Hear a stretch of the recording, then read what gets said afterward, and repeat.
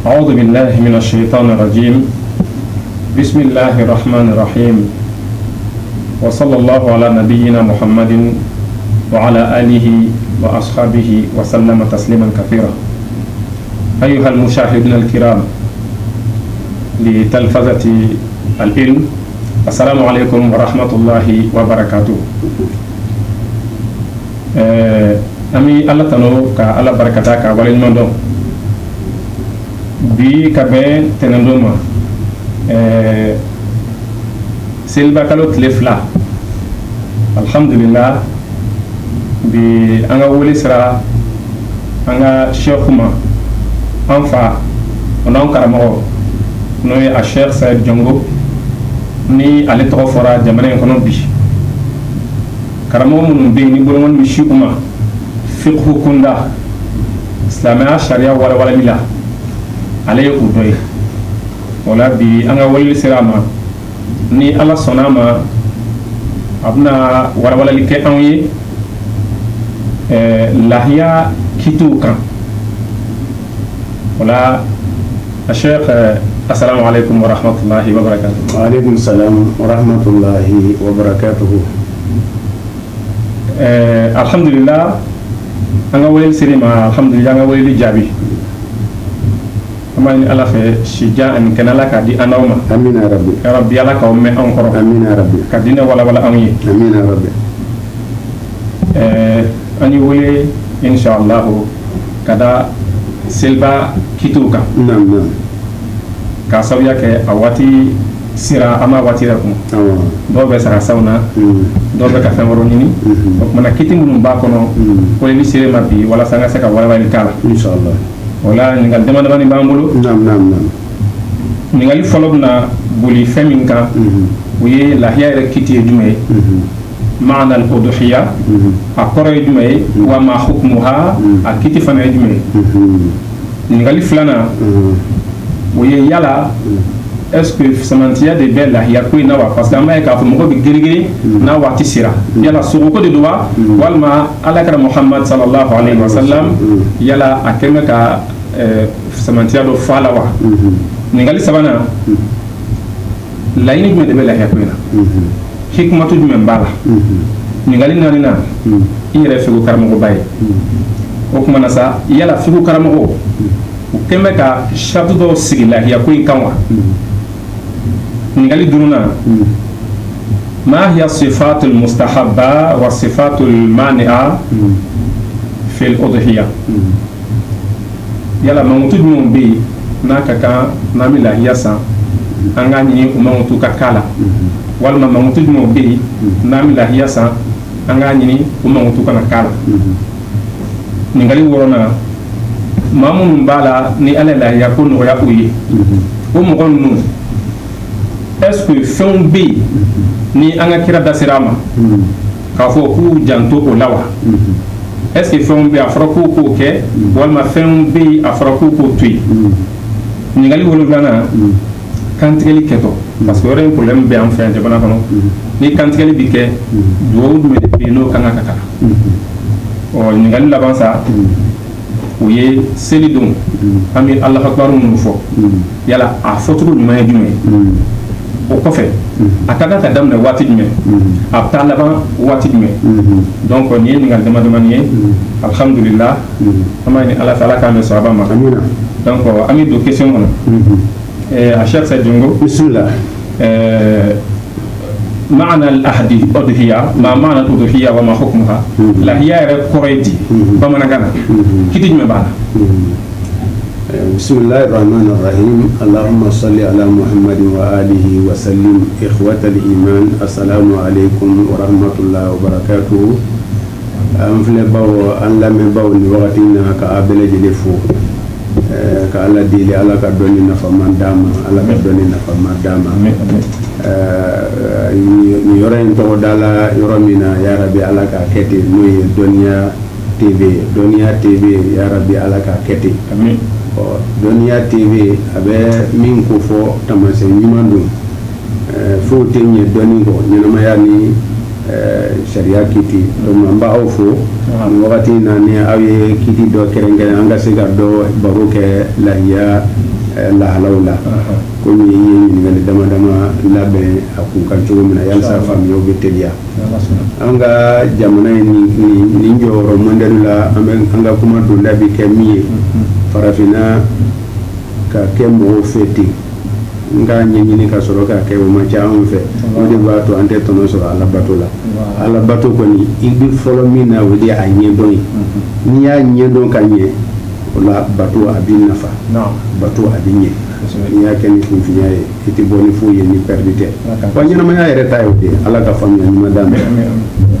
i ye kuma daminɛ ni min ye lahiya larabukan de don al-uduhiyatu a bɛ kalafana al-idhiyatu o jamu dɔ ye dɔhaya dɔhaya ye a dɔ ye a minɛna ka bɔ min na larabukan den o de ye dɔnnikɛla caman t'a la ko a minɛna ka bɔ yeelen de la yeelen o tuma na ni yeelen don o ye a lahiya kantigɛ wagati de tɔgɔ dala la lahiya kantigɛ wagati o ye tile mana bɔ o yeelen lahiya tɔgɔ dala o la a bɛ fɔ waduha yawmal idil adha adha ye sigatu tafdil min duha waduha an-nur o ye yeelen de bon o ye dɔnnikɛla dɔ ka fɔcogo ye ko yeelen de don mais dɔw ye a sariya ju nana min fɛ o y'a ta o la a kɔrɔ ye mina tadhiyati wa tadhiyatu wa aslu mashruyati tadhiya barsabu fa bayna bizibina azimin Ismaïl ka kuma boli a sɔnna k'a yɛrɛ di ala ma min kɛ o de a tɔgɔ ye donc alarabukan ye i ma yɛrɛ di walima yeelen mais o t'an nafa kosɛbɛ an ka sariya ka dɔnni na mais min b'an nafa a laɲini ye mun de ye o de a laɲini ye ma yutaqarrabu ila allahi azza wa jalla bi zabihi bahimati al-an'ami fi ayami an-nahari aw yami ma'lumat ma'dudati ala khilafin bon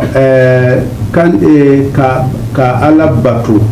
ni kantigɛli fɛn dɔ dili ye nɛɛma bɛgɛ naani dɔ la kelen k'o di ala ma ni ka ŋaniya halasiyalen ye kantigɛ don na kantigɛ don ye n'o ye seliba sɔgɔmada fɛ ka taa se a tile sabanan ma o furancɛni na an bɛ bɛgɛ minnu kantigɛ ala ye o de tɔgɔ de ye ko lahiya bahimatul an'am nam ayiwa mais min nahiya al-hukum a kiiti ni e y'a ta k'a fɔ ko kuranna kolon in a bɛ ta o la inna a'tainaka al-kawthara fasalli li rabbika wanhar inna shani'aka huwal abtar bon inna a'tainaka al-kawthara an hɛrɛ caman d'i ma fasalli li rabbika kɔrɔ caman b'o la koyi nafila de don wa selinjini don wa seliba don wa witiriw de don wa kɔrɔ caman fasari caman b'a la jumhurul ulama k'a fɔ ko seliba ni selinjini de don ala hada wanhar a fana kɔrɔ min b'a la a bɛ kɔrɔ 30 bɔ nka a kɔrɔ la ko dɔnni b'a o de ye kantigɛli de ɲaamɛ kan sɔrɔ ala hada o ye fili amuru de ye o fili amuru a kaida la a bɛ wajibiya ko fɔ Abu Hanifa ko lahiya ye wajibi ye Abu Hanifa ko lahiya wajibi ye a ka dalu jɔla ni mun ye ni kuranna kolon in kɔfɛ ko alakira ko sallallahu alaihi wasallam man wajada sa'atan falam yudahi fala yaqrabanna musallana ni maa min se kɛra maa min ye i ma lahiya bɔ k'i kana na seli kɛnɛ na donc o ye kangarima dakan ye wala haza Abu Hanifa ko wajibu don mais Abu Hanifa ka wajibiya dula mun na maa min ye jaka nisɔbu mara ɲaamɛ 5 b'i bolo nafolo la misi 30 b'i bolo saga 40 b'i bolo mutugali 200 b'i bolo dinaru 20 b'i bolo ko o mɔgɔ mɔndɛli tiɲɛ na a ka kan wa Abu Hanifa ka kuma na setigi n'i ma jaka bɔ n'i ma lahiya bɔ i ye setigi miliyɔn caman b'i bolo i ye jurumutɔ de mais dɔnnikɛla jama ko lahiya ye sunna gwɛlɛn de ye o de ye kuma girima ye n'a fɔla ko jama tuma dɔ la n'an ko jama n'a alimamu 3 t'a la fan dɔ fɛ 1 t'a la u b'a fɔ ko jama n'o tɛ alimamu ba lakodɔnniw u bɛ taa fo mɔgɔ 27 la o tuma na a jama ko fɔ mais nin jɔyɔrɔ mɔdɛli la n'an ko jama alimamu ba 3 bɛɛ lajɛlen t'a la ko sunna gɛlɛn de don wa sunna gɛlɛn o de y'a ye sunna gɛlɛn de don barisa ba kira yɛrɛ y'a fɔ sunnata abikum a mɔkɛ ka taabolo sunna de don ni sunna de don olu fana ka sunnaya o y'a dulon mun na malikiya don shafiya o y'a dulon min na a sunnaya maa min i bɛ nafolo min kɛ ka lahiya san o san kelen na i mago tɛ jɔ a la i ka dɔruriyatu la i mago tɛ jɔ a la i ka dɔruriyatu la mais n'i mago bɛ jɔ a la e ma se lahiya bɔ ye i ye wari min don i ye 50,000 don saga la o san kelen na sojuru bɛ ka kan e la o san kelen na i bɛ mɔgɔw deli la i ka ordonnance sanni na o san kelen na fɛɛrɛ bɔ b'i la o san kelen na baloko ɲɛbɔ b'i la e ni lahiya bɔ ma kan ala kira i ta lahiya bɔ ko sallallahu alaihi wasallam. mais Cheikh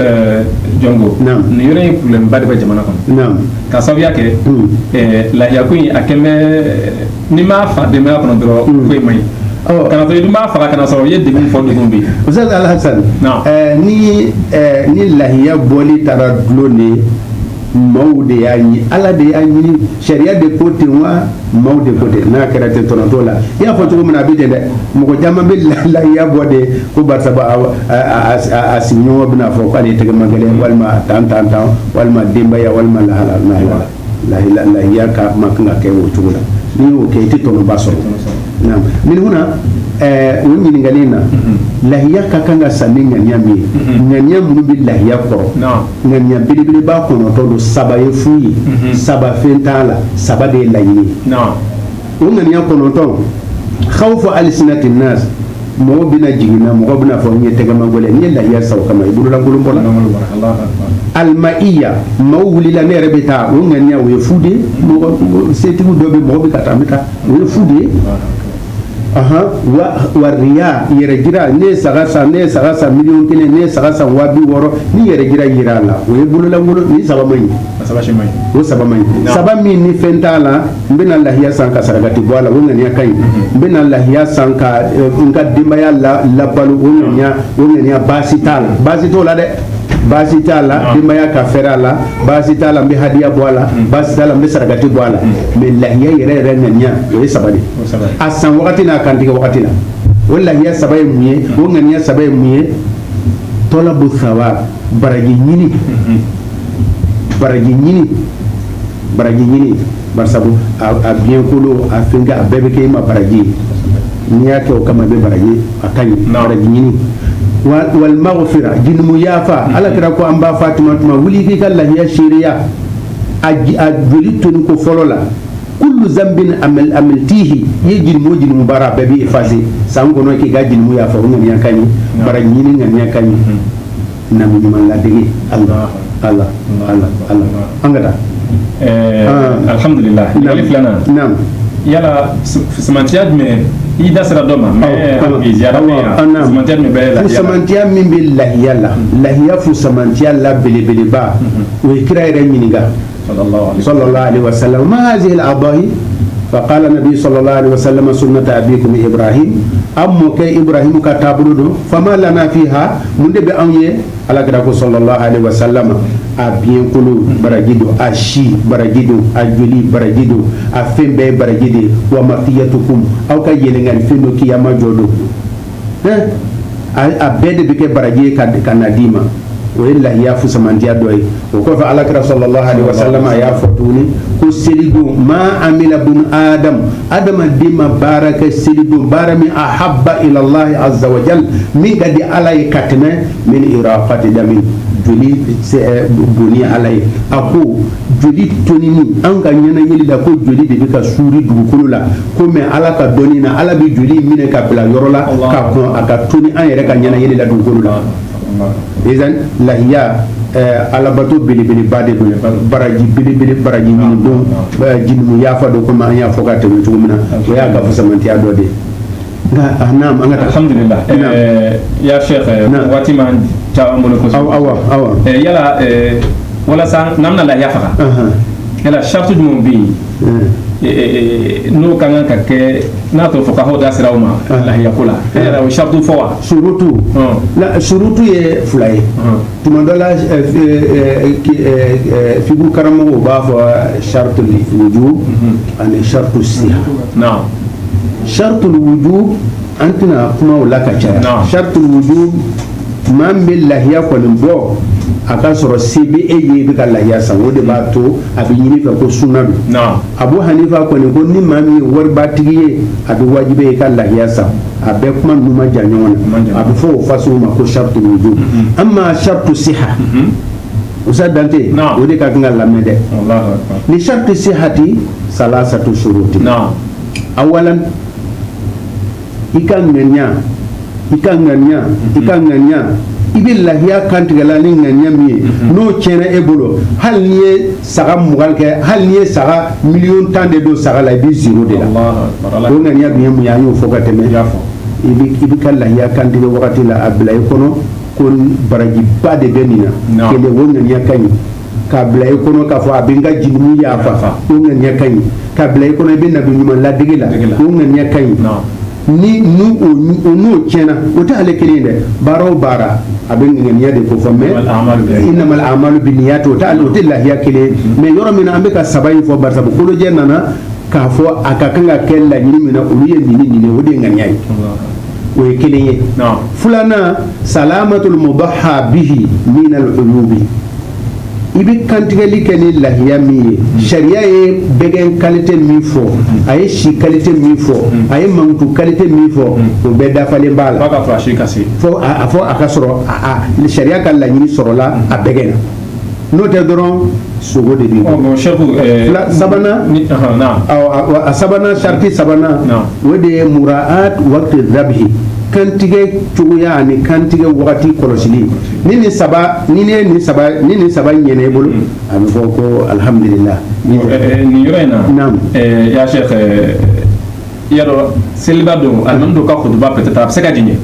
bon dɔw bɛ to ka furugu wuli ka tɛmɛ bon olu mana to ka lahiya faga k'a sɔrɔ u sela alimami min kɔfɛ o ta ma faga yala est ce que o bɛ cogo di ni kɔnna alimami ɲɛ alakira sallallahu alaihi wasallam a y'o fɔ a tilalen lahiya kantigɛ lahiya seli la bala ka ye dɔw ye o ka bɛgɛw kantigɛ ko a ye segin a kan dɔnnikɛlaw ko nin kɛra alakira ye lahiya bɔ a bɛ siɲɛ 9 10 na a tora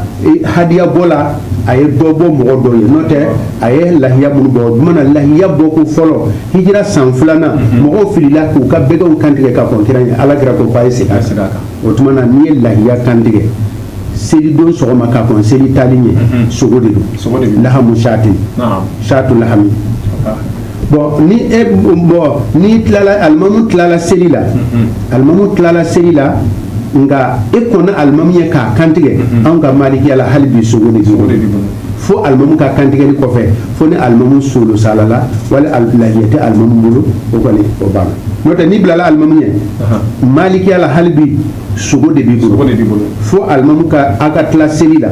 alimamu ka tila hutuba la alimamu ka kantigɛli kɛ mais tuma dɔ la ko alimamu peresela a ye seli la dɔrɔn sani a ka kutuba kɛ a ye lahiya kantigɛ a sɔrɔla ka kutuba kɛ a ye makruhu baara n'a ɲɛna naam Cheikh i da sera yɔrɔ dɔ ma sisan naam i ko ni alimami ma lahiya sɔrɔ ni alimami ma lahiya sɔrɔ bon o kɛ cogo di bon ni de aw ka diɲɛ wuli tɛ n'o tɛ ne selila Muhamadu Salihu kɔfɛ surakaw bɛɛ ɲɔmuso de b'a ɲɔgɔnna fakihu tɛ yen wa n ka karamɔgɔ don san dɔ la a ye lahiya la a ye kutuba kala a ko dɔw k'u fa inna imamakum laysa indahu udhiya a ye taa lahiya kantigɛ aw ka alimami bon an ka diɲɛ wuli nana se dɔnni miyaru kɛra ligisiya ye dɔnni tamasɛn kɛra diɲɛ wuli masiri o de ye dɔnni ye a ma cɛ wa o yɔrɔ la a bɛ se mais nin yɔrɔ in sa an bɛ jigin setigiw la yan dɛ parce que n'a fɔra ko alimami bɛ seli n'aw ye o ma lahiya sɔrɔ a dun selila ka kutuba yɛlɛnna fo ka tila ka ma lahiya sɔrɔ o ti problème ye o d'accord ne ma kɛ alimami ne lahiya ma kɛ alimami bolo o ti lebu o ti fi lebu kɔni tɛ mais a man ɲi kɔni ayiwa bisimila an bɛna bɔ ayiwa bisimila o sa o kɔfɛ yala mankutu jumɛn bɛ n'an ta lahiya sa parce que i da sera dɔ ma i ko a ka kan lebu dɔw ko kana ye lahiya la bon lebu ye lebu jumɛnw ye o fana kɔfɛ yala tamasiyɛn dɔw fɔra ko saga ka ko cogo la walima ba ka ko cogo la walima misi walima ɲaami o ka ko cogo la awɔ bɛɛ mankutu sariyatigiw fɛ k'i ka fɛn 6 de kɔlɔsi lahiya bɛgɛ na fɛn 6 i k'i janto fɛn 6 la lahiya bɛgɛ na Zadante a ye nin yɔrɔnin ta k'o di mɔgɔw ma u ka o lamɛn fɛn wɔɔrɔ lahiya bɛɛ kɛ na i k'i janto fɛn wɔɔrɔ la n'i bɛ ala bato n'i bɛ ala ɲini n'a ye n'i bɛ sariya ɲini n'a ye fɛn wɔɔrɔ a fɔlɔ k'i k'a si kɔlɔsi dɛ a si a bɛ Jaabiru ka hadisa la la tasbahu illa musinnatan a kana bɛgɛn kan tigɛ fo n'a y'a sɔrɔ min si kɔrɔbaya la illa an ya'sura alaykum fatasbahu jaz'atan min ad-da'n ko fo n'a gwɛlɛyala ma a tuma na sa a ka saga gure kan tigɛ kuma banna koyi mais o la sisan si ɲaamɛ jalisa k'a fɔ k'a si kɔrɔbala k'a kɛra jaza'atu ye walima k'a kɛra hikatu ye fo san 6 ɲaamɛ a ye san 5 dafa a donna 6nan na misi f'a ye san 2 dafa a donna san 3nan na san 3nan na a donna san 3nan na saga ni ba yalisa k'a fɔ ko a kɛra musinnatu ye a donna a sera kalo 13 kalo 14 a donna san 2nan na nka nɔgɔya donna saga ta la ko jaza o jaza ayi dɔnnikɛlaw fɔra ɲɔgɔn kɔ o fasari la saga burenya kɔrɔ ye di dɔw y'a fasari k'a fɔ ko saga bure kalo 7 kalo 8 kalo 10 hali n'a ma san 1 bɔ saga la mais bala kɔni f'a ka kalo 13 sɔrɔ dɛ n'o tɛ a tigɛ lahiya kelen o tɛ 6 in kelen 6 in filanan ali ko ala kira ko n'an bɛ taa lahiya san ko an ka kɔlɔsili kɛ a ye fɛn dama dama min fɔ ko an k'a ɲɛ kɔlɔsi n'a ti yeli kɛ walima diɲɛ bɛ a ɲɛ na e ma kan k'o kɛ lahiya ye fila ɔ tuma na n'a ɲɛ cilen don min ba bɛ aw la sabanan ko an k'a tulo kɔlɔsi kan kana lahiya bɔ bi muqabalatin wala mudabaratin wala sharqa wala kharqa a tulo faralen don kana ɲɛyan fan fɛ ka jigi i kana o k'a ye a tulo faralen don dugumana fɛ kana kanyan fan fɛ ka jigi i kana o k'a ye wo bɛ a tulo la i kana o k'a ye farafarali bɛ a tulo la i kana o k'a ye nka nin bɛɛ ko wo cɛjugu farafarali belebelebaw de ko don fitinin ninnu taamasela farafarali tɛ wa illa ɲininkali tun na kɛ parce que anw fɛ yan nɔ an ka saga ninnu cɛ u bɛ taamasiyɛn k'u la dɔw ta i b'a sɔrɔ dɔw kɛ mɛ k'a tulo sɔgɔ o tɛ fɛn joli ye saba t'o ye a naaninan alakira sallallahu alaihi wasallam k'e kana a bi a'adaba ye biyɛn kolo tilankɛ karile ku tilankɛ tigɛli n'a ku tilan sabanan tigɛlen don e kana k'a ye ba ku caman t'o la ɲaamɛ ku caman t'o la nka misi ni saga n'a ku na ma kɔfɛla in sɔrɔ n'a dancogo dɔ fɛn t'a la mɛ n'a tigɛlen don n'a ka ca ni solusu ye e kana o k'a ye o tuma i ka biyɛnkolon kɔlɔsi i ka ɲɛ kɔlɔsi i ka biyɛnkolon kɔlɔsi i ka a ku kɔlɔsi a ku k'a ku kɔlɔsi k'a tulo kɔlɔsi da sarima min bɔnnen don k'o kana kɛ lahiya ye nka o ye makuruhu ye a belebele ye a sen a araji a sen karili a sigilen to da a tɛ se ka alimusaba a tɛ se ka ku bɛgɛn tɔw la e kana n'a gɛnna ka wuli a tɛ ku tɔw la ka taama e kana o k'a ye mankutu laban i ka jɔlen lajɛ k'a sɔrɔ bana koloburin t'a la bana koloburin t'a la ni bana koloburin t'a la o ye bi dɔn maɲɔtɔ a si bunubunulen don mais kɔnɔboli tile 3 a ma dun tile 3 ni saga kɔnɔbolila tile 3 a fasala a ma kan ka k'a ye mais selidon sɔgɔma a kɔnɔbolila a ye ɲɔ dɔ dun o bɛ se ka tɛmɛ idan an ka segin Usa Dante k'a si kɔlɔsi k'a ɲɛ kɔlɔsi k'a tulo kɔlɔsi k'a biyɛnkolo kɔlɔsi k'a ku kɔlɔsi k'a sen kɔlɔsi o bɛɛ lajɛlen la k'a jɔlen mankutu bɛ ɲini k'a 7 sɔrɔ a nana hadisa muttafaqun alayhi o ye mankutu 4 de fɔ o ye Bara bun Azibu ka hadisa ye nka o mankutu 4 anw ka Malikiya la mankutu 19 de b'a la o tɛ an da waati tɛ k'o la ko alakira sallallahu alaihi wasallam ko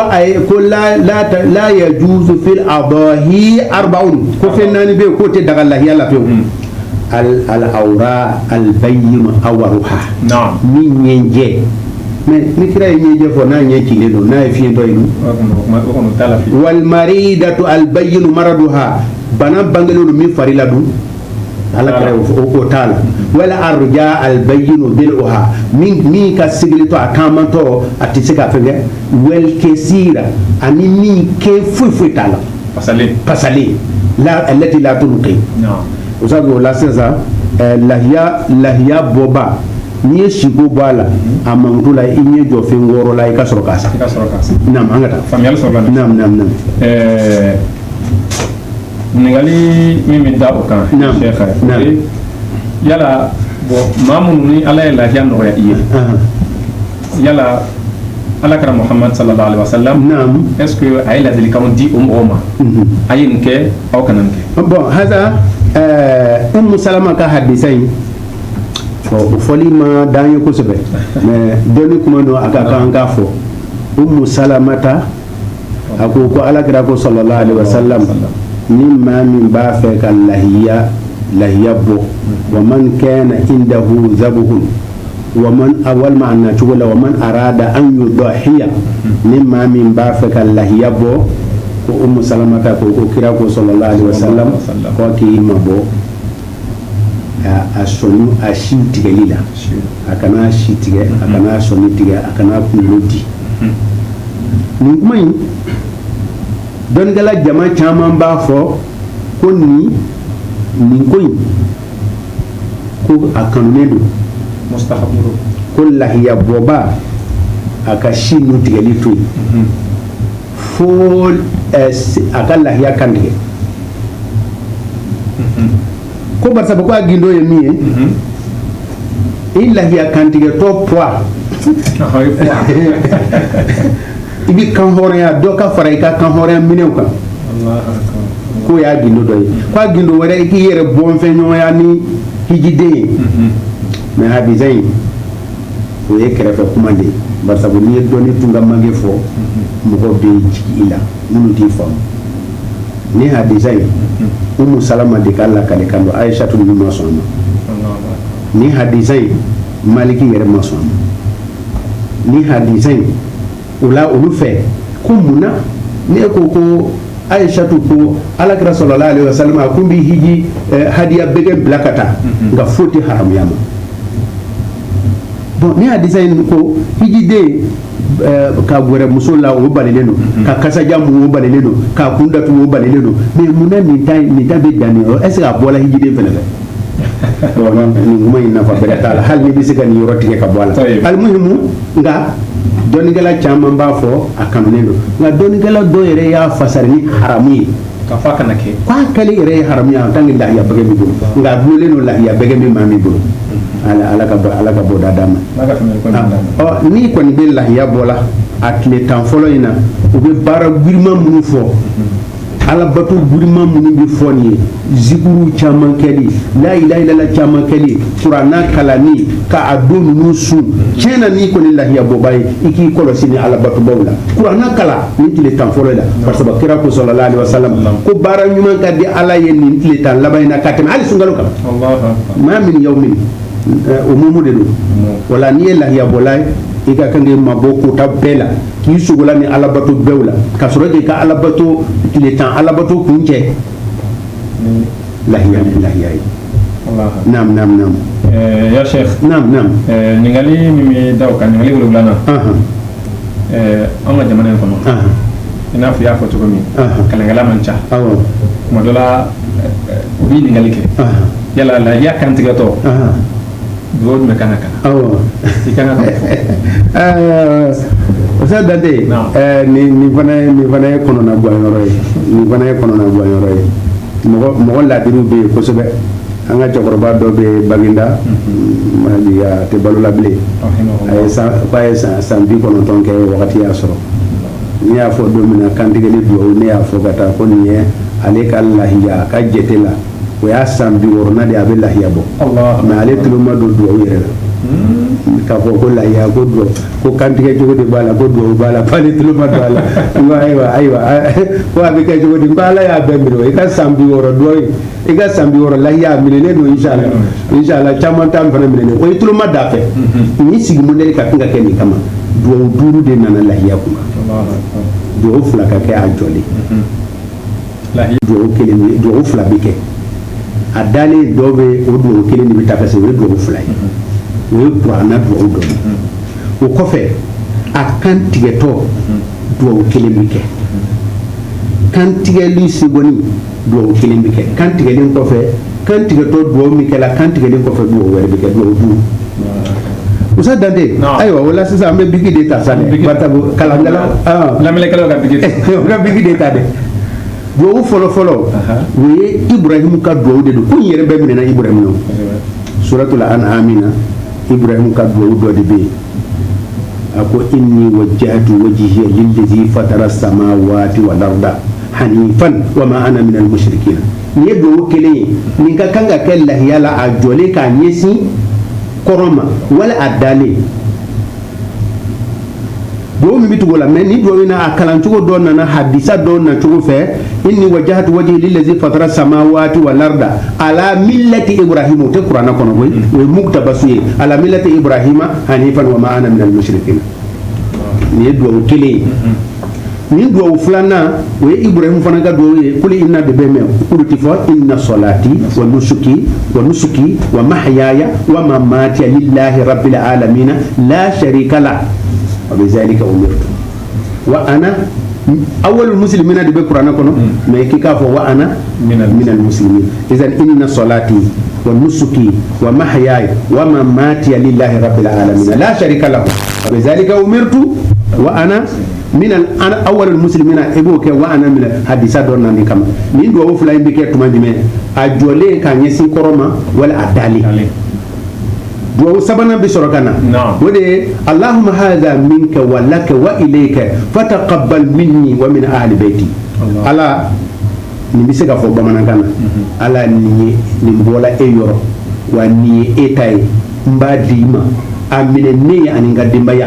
ibi se yɛrɛ tɔgɔ wele o bɛ se ka fɔ bamanankan na ala ni bɔra e yɔrɔ ala e de t'a dɔn ala n b'a segin ka di e ma ala a minɛ ne ye ani ne ka denbaya n'i bɛ a latigɛ lahiya kantigɛ mɔgɔ wɛrɛ o yɔrɔ la i b'a fɔ ala a minɛ karisa ye a n'a ka denbaya ni e bɛ nin fɔ i bɛ sɔrɔ ka kantigɛli yɛrɛ duwawu bisimilahi alahu akubaru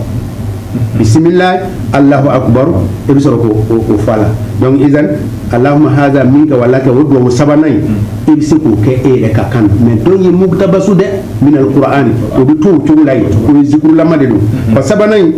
minka wa ilayka i bɛ se k'o fɔ bamanankan na bisimilahi alahu akubaru n'o ye naaninan ye o tɛ falen la dɛ o bɛ fɔ dɛ bisimilahi alahu akubaru n'i y'a kantigɛ ka ban o nɔgɔnni na tuguni i ye duwawu min kɛ n'o ye allahumma hadha minka wa laka wa ilayka fataqabbal minni a kantigɛli nɔ na i bɛ segin k'o fana fɔ tuguni imamu Shafi fɛ i bɛ salati Ibrahim fara a kan nin ye kantigɛli duwawu duuru de ye. n y'a dɔn kɔni nin mɔgɔ ma sɔrɔ de ye. ayiwa bisimila. alhamdulilayi nin faamuyala sɛ. naam. ɲininkali seginna an ye k'a fɔ selidonya fɛ an bɛ Alahu Akibaru fɔ kɛ k'a caya selidon kɔni n'an tilala selifana seli walima n'an tilala selifaba fɛn fɛn na an bɛ alimami bɛ to k'a fɔ bon kuma dɔ i tɛ bɛn seli waati dɔw ma bon i t'a dɔn a daminɛna kuma jumɛn kunna a b'i kun tigɛ waati jumɛn fana. Ustaz Dante. naam ya Sheikh. Allahu Akbaru lahiya gindo don. Allahu Akbaru lahiya gindo bɛ Allahu Akbaru kɔ. Seli tile saba gindo a bɛ Allahu Akbaru de kɔ. Tafsiru Kurtubi b'a lakale la a ka tafsiru kɔnɔ ko tuma min na Ala ye Ibrahim kɔrɔbɔ den kantigɛli la o kisaw fɔla ka caya a bɛna kantigɛ seconde min na de Ala kumana Jibrilu fɛ Jibrilu ka dugu ye Sidratul Muntaha ye Jibrilu ka dugu Sidratul Muntaha ka bɔ Jibrilu ka dugu la ka na dugukolo la san 7,000 panni de don Jibrilu ma ka kama 600 fo ni fo ko ba 4 walima ko ba 7 n'o tɛ Jibrilu bɛ panni kama 1 bon nin donna a ye kama 600 fo ni seconde san 7,000 panni a y'o pan min ka dɔgɔ ni seconde ye ka na Ismaïl boye ka a bila a kɔnɔ Ala ko wa fadaynahu bi zibhin azimin subhanallah nin kisa in ka jan dɛ la ilaha illallah falamma aslama wa tallahu lil jabin ni ko yegoy kantigɛli man bɔ a balala k'a ye duguma fɛn wɛrɛ de bɛ yen jibira jɔlen filɛ ismaili jɔlen filɛ ibrahim filɛ Allahu akbar saba fɔla ye ibrahim jibiru de fɔlɔ la ka Allahu akbar fɔ Allahu akbar bari sabu a kun m'a dɔn a kun bɛna sɔrɔ ni cɛkɔrɔba m'a kantigɛ Allahu akbar ale ye Allahu akbar fɔ cɛnin ye a laminɛ siɲɛ 2 ni ka sɔn Ala ye a ka Allahu akbaru Allahu akbaru la ilaha illallah mɔgɔ wɛrɛ ma kan ka sɔn foyi ye ni Ala yɛrɛ tɛ la ilaha illallah Allahu akbar a tɔ tora jɔn ye a tɔ tora cɛkɔrɔba de cɛkɔrɔba fana ko Allahu akbaru Allahu akbaru Ala i ni ce sa walilahi alhamdu walilahi alhamdu wala ala haza a takbira la ni sigatu ni ye nin di dɔrɔn i y'a hakɛ di koyi ni ko Allahu akbar Allahu akbar Allahu akbar la ilaha illallah Allahu akbar walillahi alhamdu anyana mais u ko komi lagbaru ye a ruhu ye i y'a fɔ fɔcogo la ni kɔni Allahu akbar fitinin min fɔ dɔrɔn hali ni y'a fɔ ka tɛmɛ nin kan subhanallah bukuratan wa asila olu bɛɛ fara kan ma fi muskila almuhim lagbaru wala sisan a bɛ daminɛ tuma jumɛn dɔnnikɛla dɔw fɛ selidon fajiri ko a bɛ daminɛ yen de selidon fajiri kana ɲinɛ dɛ Allahu akbar mutlaku Allahu akbar caya nin don ninnu na o bɛ daminɛ depuis seli kalo yera o ye mutlaku de ye an k'a fɔ ka caya an ka Allahu akbar fɔ ka caya an ka mɔgɔw lasɔmi ko wagati dɔ sera ka Allahu akbar fɔ sugudaw la mɔgɔ ka sɔmi ko dɔ sera o ye a bɛ fɔ o ma azkarul mutlaka mais a taqyidu akbar salawat o bɛ daminɛ selidon fajiri dɔnnikɛla dɔ fɛ mais anw ka malikiya la a bɛ daminɛ seli fana de bon i y'a dɔn bisimila Allahu akbar i y'o kɛ walaha wagati la bisimila Allahu akbar i y'o kɛ walaha wagati la o tuma na mashallah o tuma na e ka Allahu akbar kɛ seli fana kɔfɛ nka i taatɔ bɛ Allahu akbar caman fɔ i segintɔ bɛ Allahu akbar caman fɔ seli yɛrɛ kalo tile fɔlɔ la i bɛ Allahu akbar caman fɔ o la sisan a bɛ kuncɛ anw ka malikiya la farida 15 kɔfɛ farida 15 kɔfɛ o bɛ taa kuncɛ fo tile sabanan fajiri o y'a bannen anw ka malikiya la kuma wɛrɛw bɛ yen fi tafsir ayyamul ma'lumat ayyamul ma'dudat yali tile saba de don wa ka selidon bɔ a la i n'a fɔ mina tile saba sigi parce que mina tile saba sigi selidon yɛrɛ ti kɔntɛ tile saba wɛrɛ de bɛna kɔntɛ ka fara a kan dɔnnikɛla dɔw fɛ ko ayamu tashrika ayamu zikrin wa ayamu aklin wala haza olu fɛ takbira bɛ kɛ mina tile saba sigi la o la selidon kɔfɛ tile saba mais anw ka yan nɔ selidon kɔfɛ bɛ tile 2 de fara a kan o tuma na ayamu farida 15 kɔfɛ selidon seli fana a bɛ daminɛ o yɔrɔ la ayiwa ala ka bɔda d'a ma ama naam an bɛ dugawu kɛ yarabi ala ka sijan kɛnɛ d'an ma amina yarabi o tɛmɛnen kɔfɛ da kun ye laban min bolo